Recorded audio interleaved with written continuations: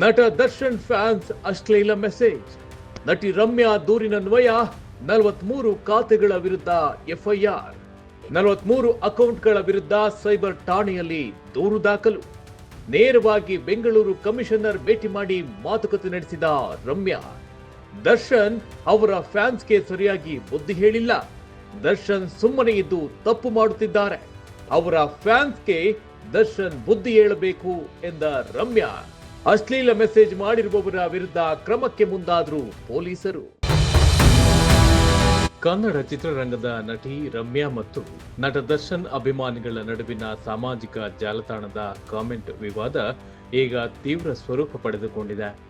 ರಮ್ಯಾ ಅವರ ವಿರುದ್ಧ ದರ್ಶನ್ ಅಭಿಮಾನಿಗಳಿಂದ ಮಾಡಲಾದ ಅಶ್ಲೀಲ ಕಮೆಂಟ್ಗಳ ವಿರುದ್ಧ ರಮ್ಯಾ ದೂರು ದಾಖಲಿಸಿದ್ದು, ಈ ಪ್ರಕರಣಕ್ಕೆ ಮಹಿಳಾ ಆಯೋಗ ಕೂಡ ಗಮನ ಹರಿಸಿದೆ. ಇದೀಗ ರಮ್ಯಾ ಅವರು ಬೆಂಗಳೂರಿನ ಪೊಲೀಸ್ ಕಮಿಷನರ್ ಕಚೇರಿಗೆ ತೆರಳಿ ದರ್ಶನ್ ಅಭಿಮಾನಿಗಳ ವಿರುದ್ಧ ಔಪಚಾರಿಕ ದೂರು ಸಲ್ಲಿಕೆ ಮಾಡಿದ್ದಾರೆ. ಈ ದೂರಿನ ಆಧಾರದ ಮೇಲೆ ಕೇಂದ್ರ ವಿಭಾಗದ ಸೈಬರ್ ಕ್ರೈಮ್ ಠಾಣೆಯಲ್ಲಿ ಎಫ್ಐಆರ್ ದಾಖಲು ಮಾಡಲಾಗಿದೆ. ಪ್ರಮೋದ್ ಗೌಡ ಸೇರಿದಂತೆ 43 ಸೋಷಿಯಲ್ ಮೀಡಿಯಾ ಖಾತೆಗಳ ವಿರುದ್ಧ ಐಟಿ ಆಕ್ಟ್ ಹಾಗೂ ಬಿಎನ್ಎಸ್ ಕಾಯ್ದೆಯ ಅಡಿಯಲ್ಲಿ ಪ್ರಕರಣ ದಾಖಲಾಗಿದೆ. ರಮ್ಯಾ ಅವರು ಸಾಮಾಜಿಕ ಜಾಲತಾಣದಲ್ಲಿ ತಮ್ಮ ವಿರುದ್ಧ ಮಾಡಲಾದ ಅಶ್ಲೀಲ ಕಮೆಂಟ್ಗಳ ಬಗ್ಗೆ ದೂರು ನೀಡಿದ್ದಾರೆ. ಸುಪ್ರೀಂ ಕೋರ್ಟ್ನ ಒಂದು ಆದೇಶವನ್ನ ರಮ್ಯಾ ತಮ್ಮ ಸಾಮಾಜಿಕ ಜಾಲತಾಣದ ಖಾತೆಯಲ್ಲಿ ಹಂಚಿಕೊಂಡಿದ್ರು. ಆದರೆ ಈ ಪೋಸ್ಟ್ಗೆ ದರ್ಶನ್ ಅಭಿಮಾನಿಗಳಿಂದ ಕೆಟ್ಟ ಭಾಷೆಯಲ್ಲಿ ಕಮೆಂಟ್ಗಳು ಬಂದಿವೆ. ಕೆಲವರು ಅತ್ಯಂತ ಅಸಭ್ಯ ಪದಗಳನ್ನ ಮತ್ತು ಅನುಚಿತ ಚಿತ್ರಗಳನ್ನ ಬಳಸಿಕೊಂಡು ಕಾಮೆಂಟ್ ಮಾಡಿದ್ದಾರೆ. ಈ ಕಾಮೆಂಟ್ಗಳು ಕೇವಲ ರಮ್ಯಾ ಅವರಿಗೆ ಮಾತ್ರವಲ್ಲ, ಒಟ್ಟಾರೆಯಾಗಿ ಮಹಿಳೆಯರ ಮೇಲಿನ ದೌರ್ಜನ್ಯವನ್ನ ಎತ್ತಿ ತೋರಿಸುತ್ತದೆ ಎಂದು ರಮ್ಯಾ ಆರೋಪ ಮಾಡಿದ್ದಾರೆ. ಪೊಲೀಸರು ಈ ಕಮೆಂಟ್ಗಳನ್ನ ಪರಿಶೀಲಿಸಿ ಕಾನೂನು ಕ್ರಮ ಮುಂದುವರಿಸುತ್ತಾರೆ ಎಂದು ರಮ್ಯಾ ಹೇಳಿದ್ದಾರೆ.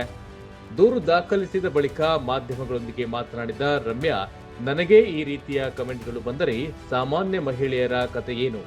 ಇಂತಹ ಕೆಟ್ಟ ಕಮೆಂಟ್ಗಳನ್ನ ಮಾಡುವವರಿಗೆ ತಕ್ಕ ಶಿಕ್ಷೆಯಾಗಬೇಕು. ಮಹಿಳೆಯರ ಮೇಲಿನ ಕಿರುಕುಳ ಮತ್ತು ದೌರ್ಜನ್ಯ ತಡೆಗಟ್ಟಬೇಕು ಎಂದು ಒತ್ತಾಯ ಮಾಡಿದ್ದಾರೆ. ಈ ರೀತಿಯ ಘಟನೆಗಳು ಯಾರಿಗೂ ಆಗಬಾರದು.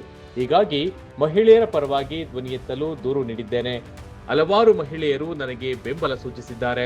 ಈ ದೌರ್ಜನ್ಯವನ್ನ ಅಂತ್ಯಗೊಳಿಸುವುದೇ ನನ್ನ ಉದ್ದೇಶ ಎಂದು ರಮ್ಯಾ ಸ್ಪಷ್ಟನೆ ನೀಡಿದ್ದಾರೆ. ಸುಪ್ರೀಂ ಕೋರ್ಟ್ ಇಂದ ಸಾಮಾನ್ಯ ಜನರಿಗೆ ಎಲ್ಲೋ ಒಂದ್ ಕಡೆ ಹೋಪ್ ಇದೆ, ನಮಗ್ ಜಸ್ಟಿಸ್ ಸಿಗತ್ತೆ ಅಂತ. As a celebrity I am used to trolling, ಅದು ಇದ್ದೇ ಇರುತ್ತೆ. ಬಟ್ ಈ ಮಟ್ಟಕ್ಕೆ ನಾನು ಯಾವತ್ತೂ ಎಕ್ಸ್ಪೀರಿಯನ್ಸ್ ಮಾಡಿರ್ಲಿಲ್ಲ. ನನ್ಗೆ ಅನ್ನಿಸ್ತು ಈ ರೇಣುಕಾ ಸ್ವಾಮಿಗೂ ಮತ್ತೆ ಇವ್ರು ಮೆಸೇಜ್ ಮಾಡೋದಕ್ಕೂ ಏನು ವ್ಯತ್ಯಾಸನೇ ಇಲ್ಲ. ಸಮಾಜ ಎಷ್ಟು ಕೀಳ್ ಮಟ್ಟಿಗೆ ಬಂದಿದೆ ಅಂತ ನನಗೆ ತುಂಬಾ ಬೇಸರ ಆಯ್ತು. ನನಗೆ ಈ ತರ ಕಳಿಸ್ತಾರೆ ಅಂದ್ರೆ ಇನ್ನು ಸಾಮಾನ್ಯ ಹೆಣ್ಮಕ್ಳಿಗೆ ಯಾವ ತರ ಕಳಿಸ್ತಾ ಇರ್ಬೋದು ನಮ್ಗೂ. ಹಾಗಾಗಿ ನಾನು ಇವತ್ತು ಬಂದು ಕಮಿಷನರ್ ಸಾಹೇಬ್ಗೆ ನಾನು ಕಂಪ್ಲೇಂಟ್ ಕೊಟ್ಟಿದ್ದೀನಿ. ಅವ್ರು ಅಕ್ಸೆಪ್ಟ್ ಮಾಡಿದ್ದಾರೆ. ಇದರಿಂದ ಸಮಾಜಕ್ಕೆ ಒಂದು ಮೆಸೇಜ್ ಹೋಗ್ಬೇಕಂತ ನಾನು ಇಷ್ಟಪಡ್ತೀನಿ. ಯಾಕೆ ನನ್ನ ಕಡೆ ಅಂತ ಅಲ್ಲ, ಬಟ್ ಐ ಫೀಲ್ ಲೈಕ್ ಎಲ್ಲ ಹೆಣ್ಮಕ್ಳು ಪರ ನಾನು ಈ ಕಂಪ್ಲೇಂಟ್ ಮಾಡಿದ್ದೀನಿ. ಸೊ ಐ ಹೋಪ್ ನಮ್ಮೆಲ್ರಿಗೂ ಜಸ್ಟಿಸ್ ಸಿಗಲಿ ಅಂತ ನಾನು ಕೇಳಿದೆ. ರಮ್ಯಾ ಅವರ ಪೋಸ್ಟ್ಗೆ ಬಂದ ಕಮೆಂಟ್ಗಳಲ್ಲಿ ಕೆಲವು ತೀವ್ರ ಆಕ್ಷೇಪಾರ್ಹವಾಗಿವೆ. ರೇಣುಕಾ ಸ್ವಾಮಿ ಬದಲಿಗೆ ನಿನ್ನನ್ನೇ ಹತ್ಯೆ ಮಾಡಬೇಕಿತ್ತು ಎಂದು ಕೆಲವರು ಕಮೆಂಟ್ ಮಾಡಿದ್ದಾರೆ. ಈ ರೀತಿಯ ಬೆದರಿಕೆಯ ಕಮೆಂಟ್ಗಳು ರಮ್ಯಾ ಅವರನ್ನ ಕಾನೂನು ಕ್ರಮಕ್ಕೆ ಮುಂದಾಗುವಂತೆ ಮಾಡಿವೆ. ನಾನು ದರ್ಶನ್ ಅವರೊಂದಿಗೆ ಯಾವುದೇ ವೈಯಕ್ತಿಕ ಸಂಪರ್ಕದಲ್ಲಿಲ್ಲ. ಒಂದೆರಡು ಬಾರಿ ಎದುರಿಗೆ ಭೇಟಿಯಾದಾಗ ಮಾತನಾಡಿದ್ದೇನೆ. ಆದರೆ ದರ್ಶನ್ ಅವರು ತಮ್ಮ ಅಭಿಮಾನಿಗಳಿಗೆ ವಿಡಿಯೋ ಮೂಲಕ ಸಂದೇಶ ನೀಡಿ ಇಂತಹ ಕೃತ್ಯಗಳನ್ನ ತಡೆಯಬಹುದಿತ್ತು. ಆದರೆ ಅವರು ಸುಮ್ಮನಿರುವುದು ತಪ್ಪು. ಇದರಿಂದ ಅಭಿಮಾನಿಗಳು ಮತ್ತಷ್ಟು ಇಂತಹ ಕಾಮೆಂಟ್ಗಳನ್ನ ಮಾಡುತ್ತಿದ್ದಾರೆ ಎಂದು ರಮ್ಯಾ ಆಕ್ಷೇಪ ವ್ಯಕ್ತಪಡಿಸಿದ್ದಾರೆ. ರಮ್ಯಾ ಅವರು ಚಿತ್ರರಂಗದ ಇತರ ಕಲಾವಿದರಿಗೆ ಕರೆ ನೀಡಿದ್ದಾರೆ. ಚಿತ್ರರಂಗದ ಜನ ಧೈರ್ಯವಾಗಿ ಮುಂದೆ ಬಂದು ಇಂತಹ ದೌರ್ಜನ್ಯದ ವಿರುದ್ಧ ಧ್ವನಿ ಎತ್ತಬೇಕು. ಯುವ ಜನತೆ ಈ ರೀತಿಯ ದಾರಿ ತಪ್ಪುವುದು ಬೇಸರದ ಸಂಗತಿ ಎಂದು ರಮ್ಯಾ ಹೇಳಿದ್ದಾರೆ.